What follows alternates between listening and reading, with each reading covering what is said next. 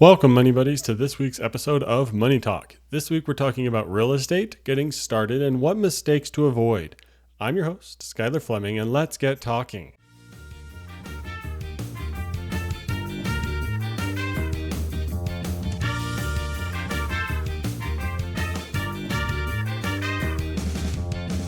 I'm super excited to dive into this for the very first time because this is a conversation that I typically don't bother with, so I'm excited to learn alongside each and every one of you.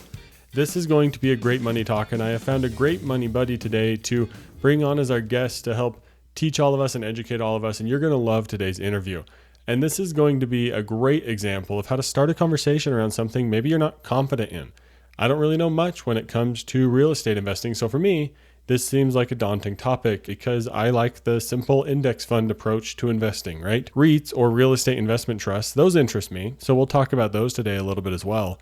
And what those are is they're a trust that allows you to invest with a company and a real estate portfolio. They're a pretty simple approach to real estate investing, and you'll learn more about those in today's interview.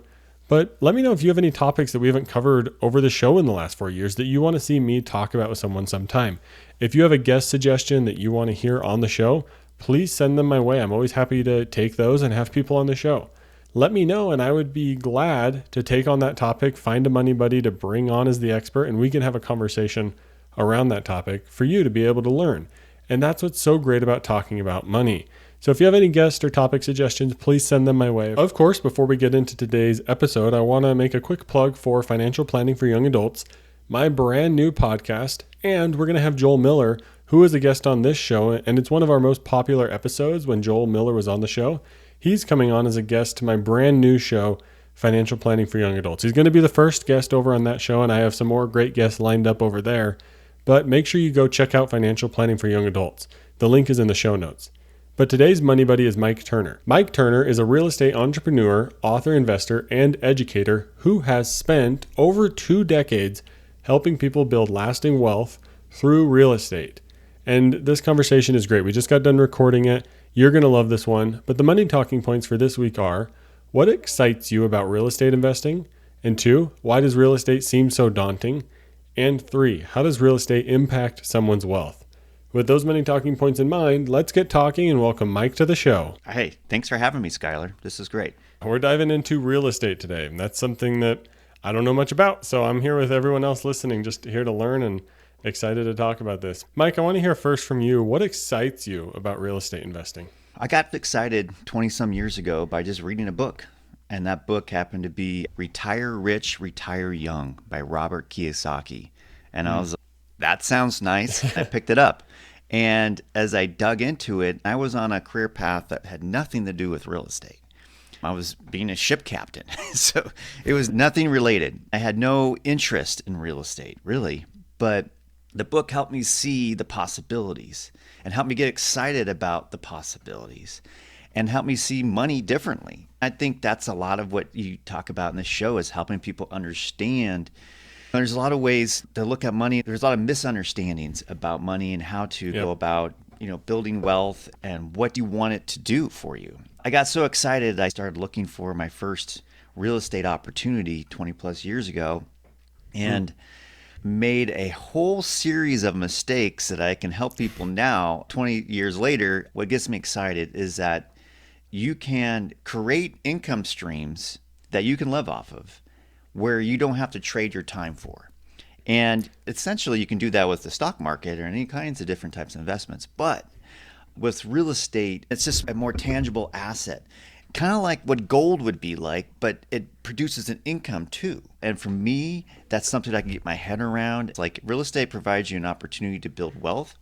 But if you're not careful, just like investing in any form, it can also strip your wealth away, right? If you do it unwisely. So this is a good topic to talk about, especially for listeners of all ages, because there's a lot of mistakes that people make when investing in real estate. And I've made most of them. I can definitely give guidance on how to avoid a lot of them. That's awesome. And that's really what all of this is about, is finding those things that someone else did well and you can mimic it, or what they didn't do well and you can avoid it. And I think one of the things that's interesting to me about real estate, like you mentioned, you can produce an income stream with dividends or stock market investments or whatever it may be. But there's just a difference with real estate that draws people to it.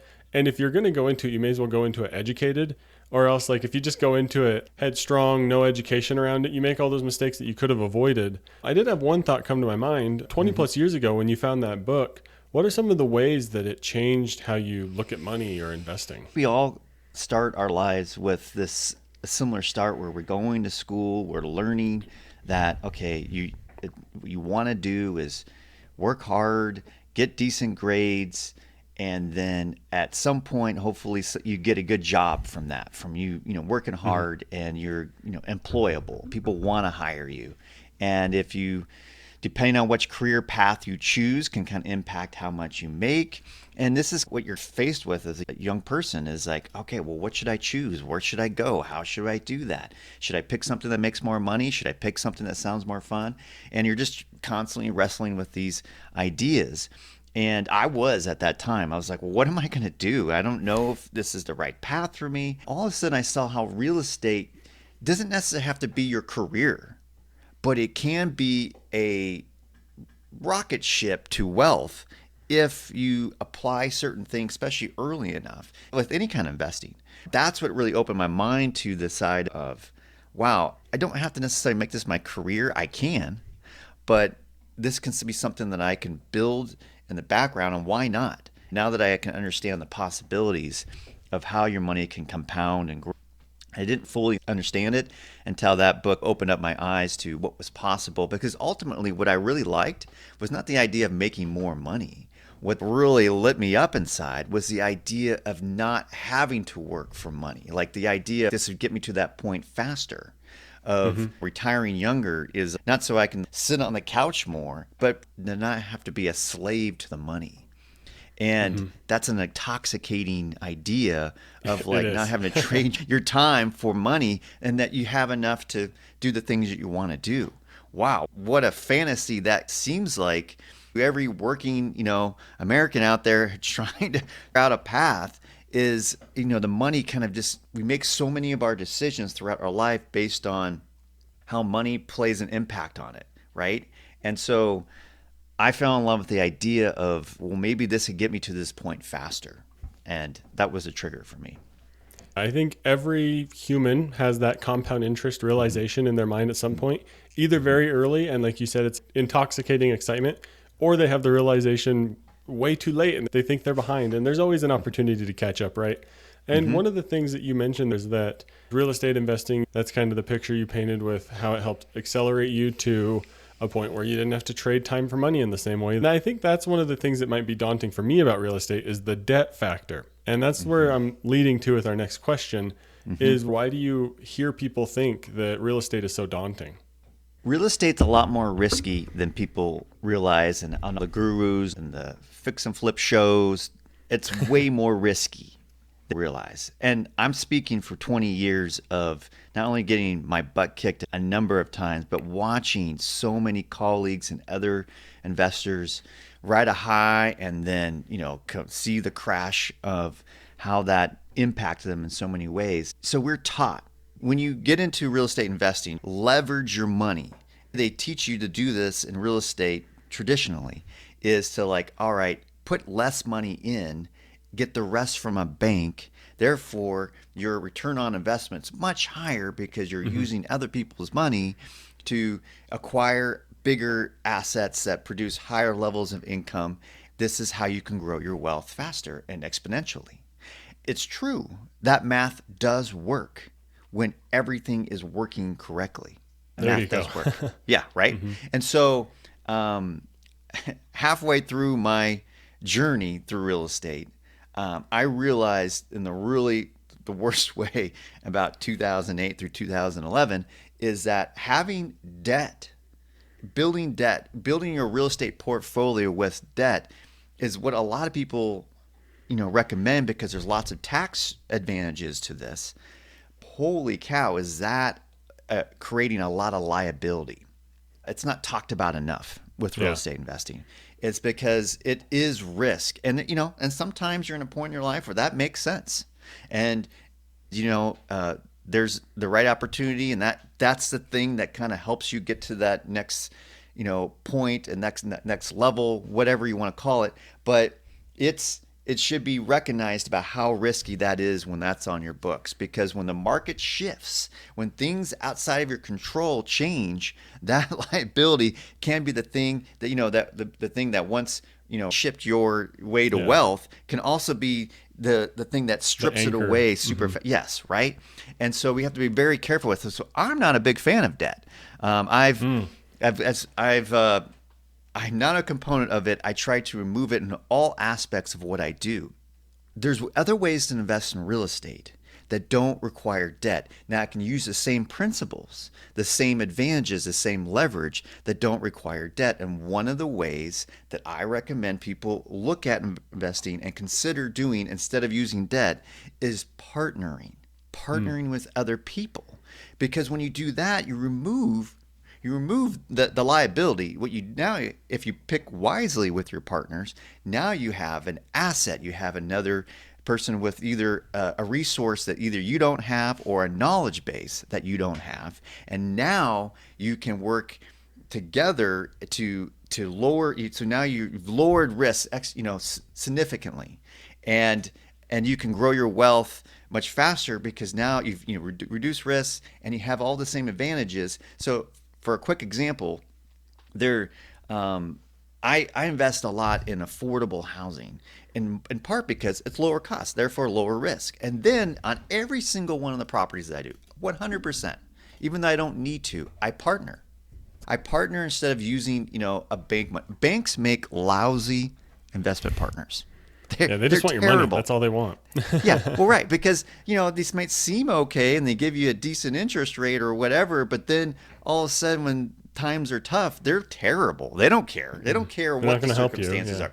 Right, and so they're a lousy partner, and they're dangerous because if you're late even once with them, they'll crush your credit, and if you're late multiple times with them, now they'll impact you for years. Okay. Yeah, you're done for at that point. Mm-hmm. Yeah. So it's really hard to build up from that. So they're a bad partner. So I recommend, that there's ways to invest in real estate that not a lot of people talk about, but there's ways to do it in ways where you can remove a lot of the risk and still have a lot of the advantages. Yeah, and I am sure we're going to get into these. That's super exciting. Yeah. I'm glad we're starting off with so much momentum here. And as you were going through that, I kept coming back to my financial planning background and a lot of lessons about margin investing in the stock market. And there's similar threads between a mortgage, right? It's all leveraging debt in one way or another. And the one thing that they really just beat into our brains was that the bank never loses money. So when it comes to a margin call or your mortgage gets called or whatever it may be, the bank is going to do what they need to do to make sure they're made whole. You know who loses the money? The investors when stuff goes down. And it can go down quickly, especially when stuff's leveraged.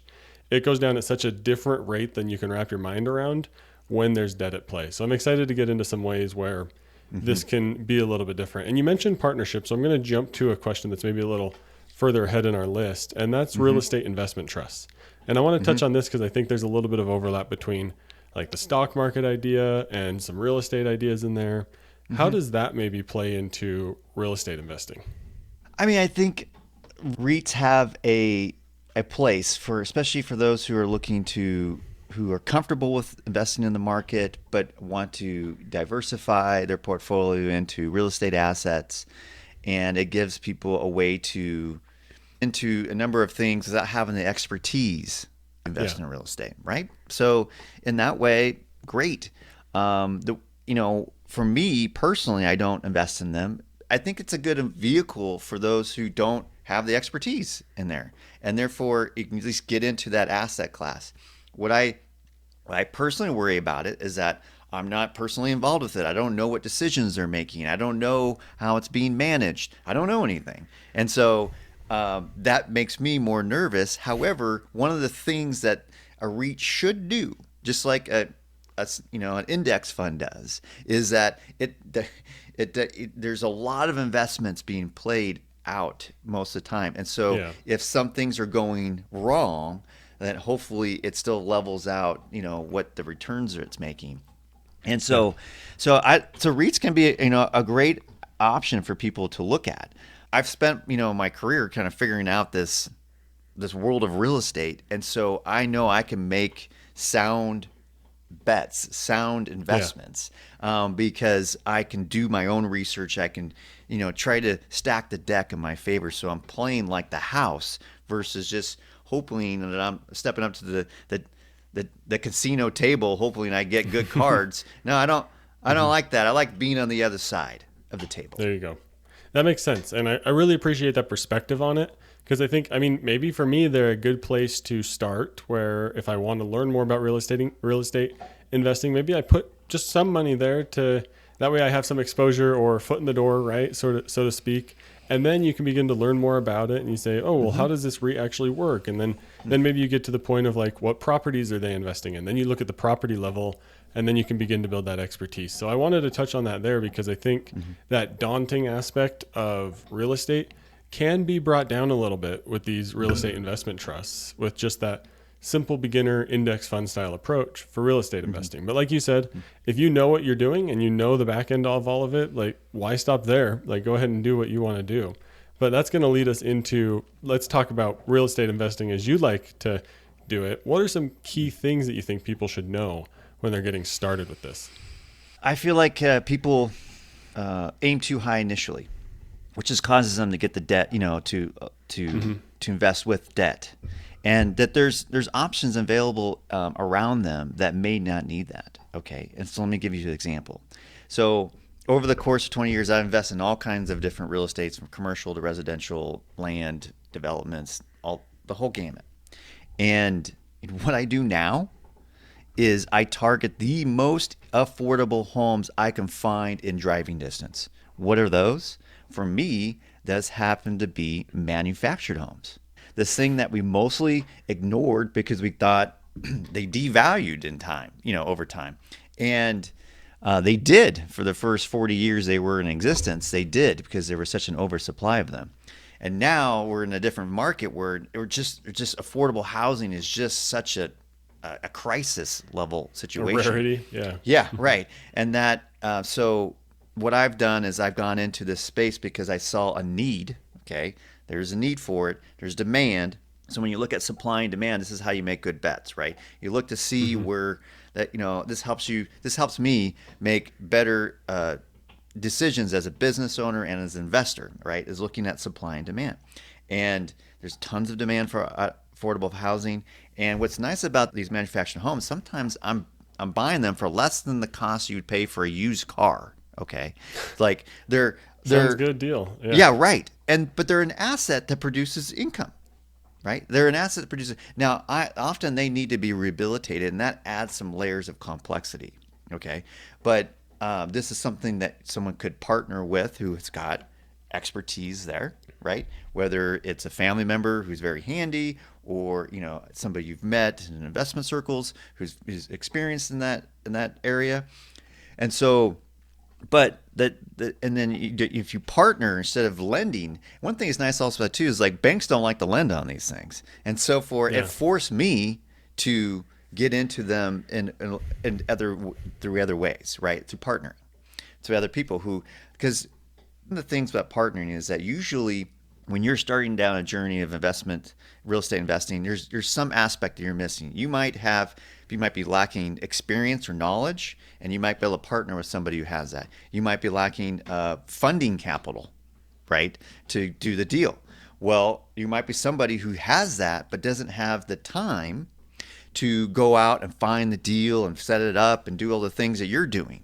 Right, you might have the time to do that, and so you find these partnerships that make sense based on what the needs are, and so this is what I do now. So now I can create these lower cost, I can acquire these lower cost assets. They're in demand, and what it provides for me and my family and my partners is a way to provide multiple income streams, which ultimately gets us to that idea of where I talked about in the beginning of like, what could I do? Is there a way to use real estate or my investing to get to the point where all my monthly expenses are covered through passive income streams? Is that just a fantasy, or is that something that can actually be achieved? And I tell you what, for my first couple decades, I wasn't sure if I could actually pull it off because everything I tried, investing traditionally, buying like a traditional home and renting it out, right? And then eventually you get some more of those, and then maybe you even get some multi-unit thing, and you're trying to do the thing that everyone's talking about doing. You know, you're playing the Monopoly board, right? And you're thinking, okay, I just need to go from houses to apartments, and then try to get more, and then you just end up just over leveraging yourself to the point where the same thing you do when you play Monopoly, like all of a sudden, like it's fun in the beginning when you're buy, and then all of a sudden it's like, wait, I landed on something that I can't afford. You owe someone a ton of money, pay back. and you're done. Yeah. Right? So this is, you don't want to do that in real life, right? And so if I was going to play the game of Monopoly right now, the best way to play it, even though this is against the rules, would be to partner with another player, right? So now you're diluting the risk just by doing that, right? And now, you know, between the two of you, you could potentially, or at least be in a situation where you're not going to be able to lose. You can help each other. And so I like to do low cost assets that produce income. And I didn't realize, I tried to build an investment portfolio that produced income in the beginning, and I just fail after fail after fail. It's not passive. It would always be something I had to keep writing checks for at time there's repairs or maintenance or, you know, turnovers, you know, last tenant, you know, totally demolish the property, all the stories, all the things, right? And this is what burns people out on real estate. They get into it and, oh my gosh, it's like everything that can go wrong does. And it's just like, oh no. And if you do survive that, then you end up over leveraging yourself anyway. And so these are the problems that 95%, 99% of people who get into real estate investing get into. And I'm trying to get the word out, but there's different paths. And the path is go into the lower cost assets, figure that out, partner instead of borrow, right? And find a way to make that work. And whatever you're missing, whether it's expertise or funding or knowledge and something like that, you kind of part your way through that. And that way you can then create that. So now I have, just in the last 3 years, because I didn't know about this strategy. Well, it took me a while to figure out, to even look at manufactured housing. It was something I didn't even look at. And now I'm at a point, in the last 3 years, I've been able to collect just in my own portfolio about 30 of these assets, individual in different areas, but they're all paying myself and my partner a passive income stream. And I realized, oh my gosh, what I'm building is really like a pension. It's something that we all, you know, like my parents had pensions, but this is something that's kind of disappeared around America, right? The idea of getting like a pension, unless you work for the government, is really rare, right? And so my parents have it. They worked for the state of Alaska for, 25, 30 years. And so they have a pension and they have a comfortable retirement. It's amazing. It's like they have this money that comes in every month, and it's something that most people are not preparing for. And I'm seeing their life, and they're not living in the most, they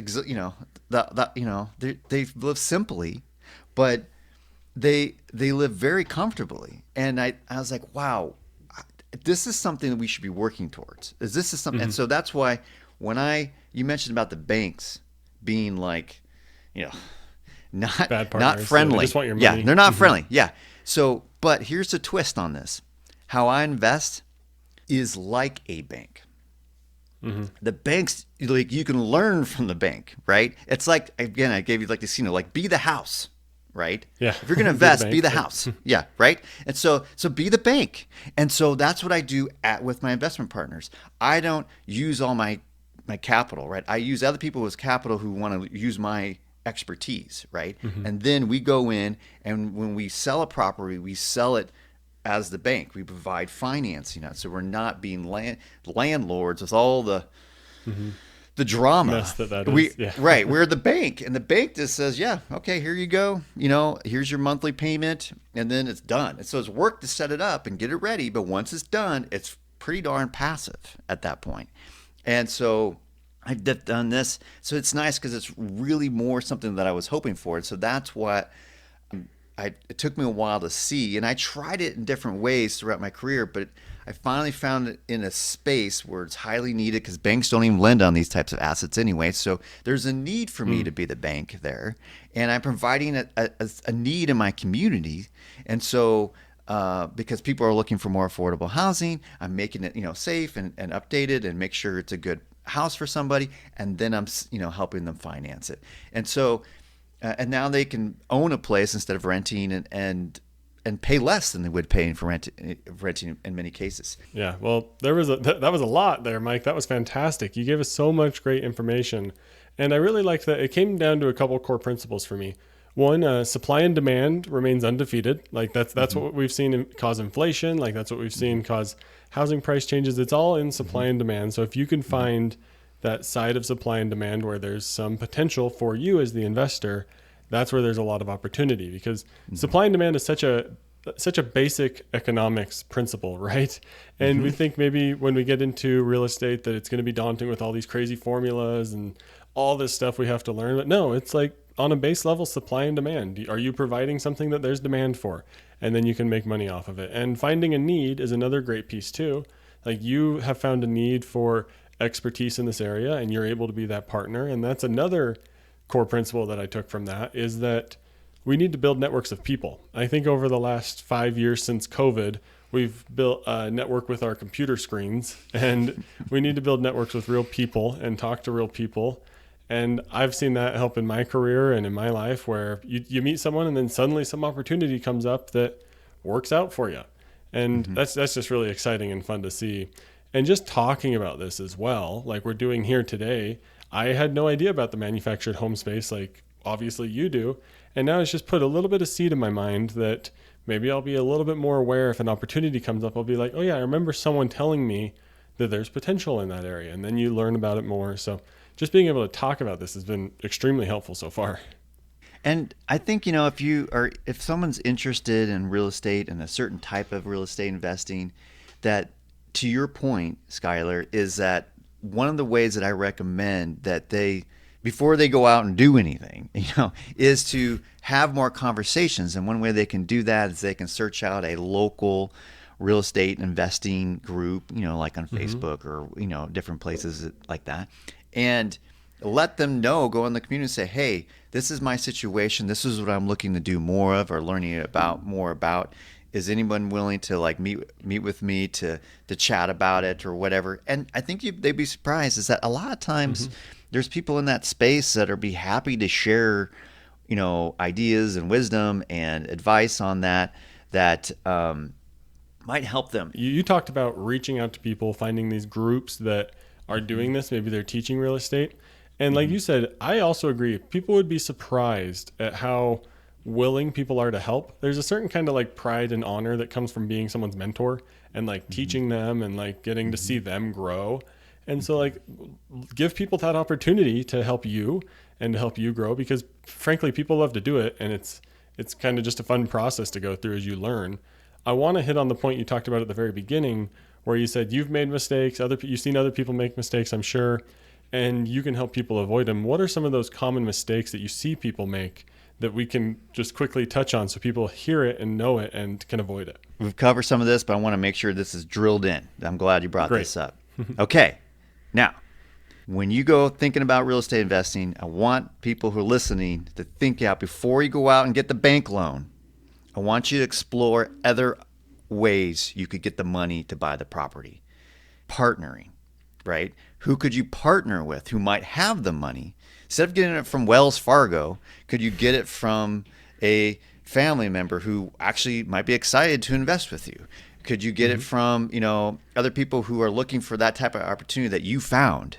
And then since you found it, they would love to jump in with you on it. Okay. So I want to explore that idea. Don't bet the farm. Don't bet the farm. And it's shocking how many people do this without even realizing it. If you're carrying debts that are beyond the worth of your house, yeah.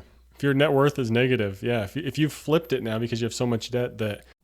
And people get lost on like, oh, I got tax write-offs and stuff. And that is a great strategy for the filthy rich, right? Where you got so much money, you actually are playing with debt to kind of reduce your tax threshold. And that's okay, great, smart, I guess, right? But but still, like for the everyday someone trying to figure this out, for the 99% of the rest of us, it's like, careful with the debt. The debt's the thing that's more dangerous than you think. And so be clever with that. And it starts with smaller assets, because the smaller assets are, you can get more of them. And then it's just now, even if they're paying less, per month, but if you can get multiple of them, it basically allows you to diversify and have more ways that money can still come in no matter what's happening in the world, in the market, in your portfolio. My advice, if you're going to get a mentor, and I recommend you do, that make sure they've built something that they've done something that you would like to do something similar. They've achieved something that you want to achieve. There's a lot of people giving advice and they're happy to give it, but they actually haven't achieved the thing that they're talking about giving you advice for. Okay. So yeah, it's like you mentioned, those tax strategies might be for the uber wealthy. And is that who you're taking your advice from? Like, are you taking it from the influencer that has $1 billion portfolio and that's not even relevant to you? Right. So yeah, take heed to that. And then if you do that, you're going to make a lot less mistakes, because you're going to make mistakes. But the mistakes are, you can't avoid, challenges and setbacks. But if you're going in it with making smart bets without so much volunteered liability on top, then with the liability being either or high risk, high price assets, things like that, where you can keep the risk smaller, then it allows you to now build and grow a portfolio the smart way, where it's paying for, like, it's just healthier from the beginning, and that builds a good foundation. And that's how and that kind of stuff is out there, right? I teach people how to do this, but there's a lot of ways to invest in real estate, and so there's a lot of people out there. So I would say, if you're going to play in real estate, great. It's an exciting world, right? There's a lot of opportunity, but make sure you kind of do some due diligence on what you want to try to achieve, and think about, here's probably the most important thing, that no matter what you're doing or what strategies and how you're thinking about money, that I recommend at the top of your list to think about how you can find ways to leverage the money you have so that it can eventually pay you without your time. And I mentioned a tidbit of this at the beginning, but I was slow to realize how important it is to have income streams coming back. Because I'm thinking, all right, well, that's nice. Of course that's nice, but if I can go out and get this huge big paycheck right now, that's better. That's like years worth of this income. So that's better. And the problem is, the difference between going out to get that big paycheck is exciting and it's big and it's nice when it comes in, but you have to always be hunting. It's like the hunter-gatherer kind of thing, right? So it's like, if you're not planting something over here for your harvest, later in the winter, right? You're going to be hunting through winter, and it's going to be hard and it's going to be scary, and you're never going to have to stop, because you just don't have to keep working. Big paycheck. Yeah. And so the big paychecks are good. So yes, they feel good, but they don't last. And so unless you have something like pension-like income that you're trying to build in the background, then you're always going to be working for money. And it took me a long time to fully understand this, and then even longer to figure out how to pull that off. And so there is ways, and I think at the top of the list is just having that goal. If you're having that goal now, you might find it, because you're looking for it. If that perspective, you're never going to achieve it because you're not even looking for it, right? And so I just highly recommend, in this world we are today, right, where we don't get pensions, Social Security is not guaranteed, right? That we look for ways to find ways to that we can have an income stream no matter what happens in the world. There's a way that can help us survive and live, and it's hard to achieve. It's not easy to achieve. it takes a lot of time and energy and patience. You teach this, you help people. How can people get connected with you?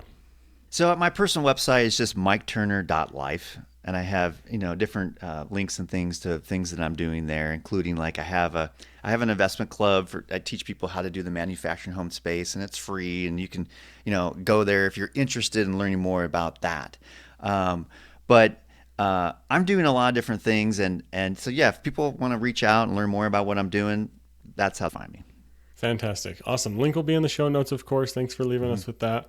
One final question that I ask all of my guests is, what's one thing you wish you would have known when you were just getting started? What's that main piece of information you would give out to people?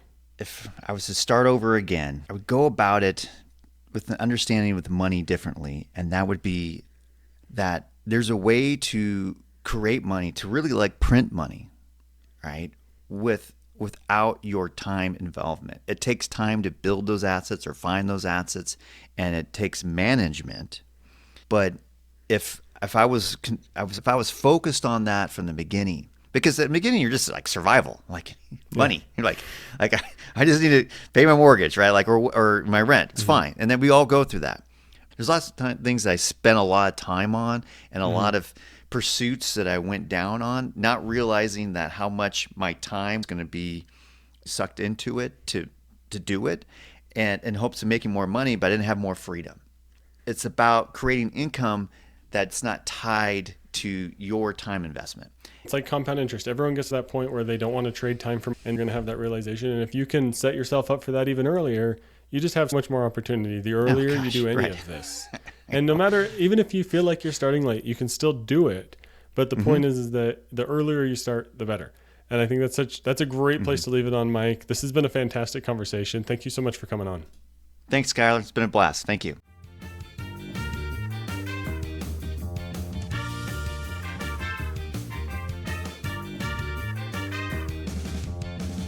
Thank you so much to Mike for coming on the podcast. I thoroughly enjoyed that money talk, and I hope each and every one of you did as well. Let me know if you have any follow-up questions about real estate that we could continue to tackle on the show. And just a quick reminder here that the money talking points, those are meant to be talking points for you to take from this episode, share it with a friend, and then go out and have a real money talk with someone so that we can all do better with money together. But I want to talk about the last money talking point here, which is how does real estate impact someone's wealth? Well, real estate, it can do great things, it can do terrible things, but I want to talk about this potentially from the angle of betting the farm and some of the terrible things that real estate investing can do. I like that idea that Mike helped paint our picture today about betting the farm. I don't know why people are so willing to do this with real estate. Honestly, I think people are more willing to bet the farm with real estate than anything else. And I think it's the allure of social media and HGTV, right? It's this allure of, oh, I can fix and flip, right? And it's not that hard. I can totally do that. I can put up a wall or drywall or whatever it might be. But real estate is so much harder than that. And I think the thing that people don't realize is how much of a factor leverage is, or debt or mortgages.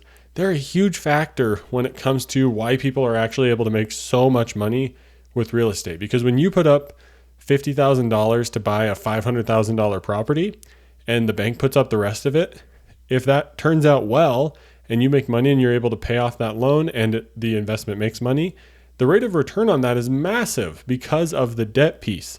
But you can also invest with leverage through margin, but people seem much more scared to do that. Investing with a mortgage or debt from a bank on an investment property, it's the same thing. For some reason, debt around buying properties is completely normalized, even though it should still be looked at as a very scary thing.